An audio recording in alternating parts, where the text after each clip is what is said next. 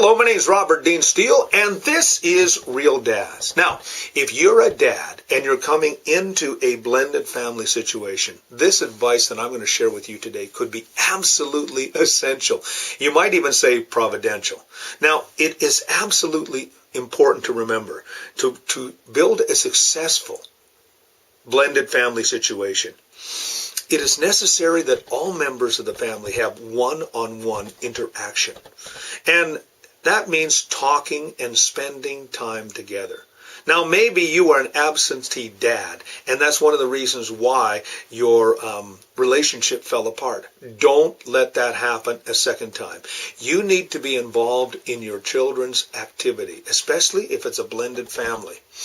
And you need to be there. They need to see a consistency in their dad. They're looking for someone to be that role model, that mentor, that director of life, that one who brings consistency, transparency, and stability into the family situation. To do this, it means that each member of the family spend time together developing relationships. That means going in and having conversation. Now, I'm going to be very honest with you. Kids can be guarded. They've been hurt. They've seen what has happened. Their world has been ripped apart, and now they're being put together in a family situation. They may be very excited about it, or they may be resistant to it. What you need to do is not push yourself on them, but just take time. Remember, it takes time to build a strong family unit. Now, that happens whether it is a nuclear family or a blended family situation. You need to understand that you need to develop relationships with them. Now, children, by and large, want to have relationships with those that they are involved in. But there may be some guarded reservation because, obviously, one parent has abandoned them, or they viewed that way. You may say to yourself, well, we had a very amiable divorce. We had a very amiable breakup. Yeah, but the problem is you still had a breakup. And so now you're trying to put something back together. It's kind of a Humpty Dumpty sat on the wall situation. Humpty Dumpty had a great fall. And all the king's horses and all king's men couldn't put Humpty back together again. And here you are, you're trying to put this family together again. You're going to need all of God's help and also the resources that he has to make it work. But you know, these connections are not impossible. In fact, remember, all things are possible with God. God may be giving you a second chance. And if that be the case, then these connections can be fostered through recreational activities. I mean, just doing some things together recreationally can be such a powerful, positive experience. Going for a picnic together, maybe going skiing together, maybe skating.